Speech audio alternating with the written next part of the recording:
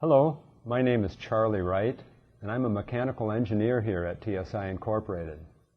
Thank you for watching Performing a Duct Traverse, just one of many short training videos you'll find at the TSI HVAC and IAQ Institute. This video will focus on performing the standard duct traverse with both a pitot probe and a hot wire probe. Performing a duct traverse is done so that we can get an accurate idea of the average flow rate within a specific section of the ductwork. Often air velocity will not be distributed evenly across a section of the duct, so the preferred method is to take multiple measurements at different points throughout the cross-section. Each measurement provides us with an air velocity at that point, and the average of all these velocity measurements will be the basis for our flow rate measurement. For this video, we will be demonstrating on two devices, each with the capability of data logging. Having a data logging option can be very helpful when it comes to performing a duct traverse because multiple measurements will be taken. This unit is an Alnor AXD 620 micromanometer and will be used in conjunction with a pitot probe.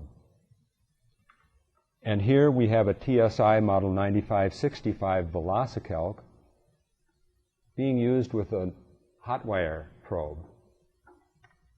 Both measurement techniques provide air velocity readings.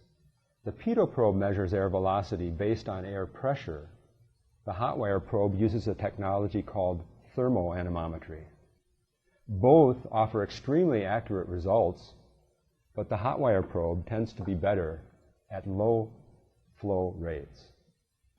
There are a couple of important considerations when we do a duct traverse. It's considered best practice to find a location that's 7.5 diameters downstream of any duct or flow obstruction and 3 diameters upstream of any flow disturbance. Secondly, as we mentioned before, the flow within a duct is not necessarily uniform or even across the duct.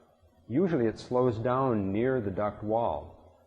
So it's important to use a technique that will account for that slower flow near the walls. That technique for a rectangular duct is called the log-Chebyshev or log-T approach. For a rectangular duct, the log-T method prescribes on a duct of this size 5 measurements across the duct at 5 locations at each point within the duct. Before climbing the ladder or before doing my traverse, I would have, of course, drilled holes in my ductwork at the proper locations. My probe on the 9565 thermal anemometer is conveniently marked with inch marks, and I know which locations I'm going to be measuring. So I'm just going to proceed and take a duct traverse now.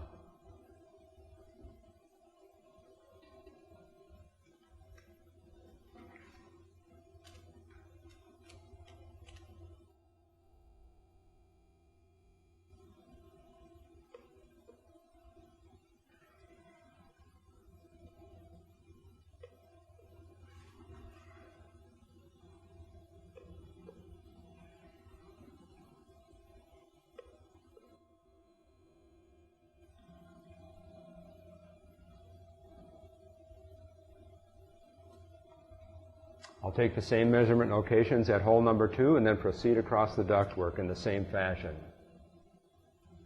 I now have 25 readings that represent the entire flow pattern within the duct. We can now look at the statistics that are stored within the instrument. Using the AXD 620 and a pitot probe, the technique is the same. I have my duct locations. I have rings on my pitot probe. Help me locate the placement within the duct that I need to make my measurements, and I'll proceed to take my 25 duct traverse measurements. After all the points have been measured across the section of the duct, I can review the statistics to find out what the overall average airflow rate was. I can press the right soft key under the stats indicator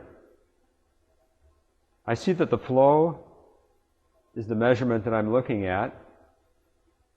My average is 1226 CFM.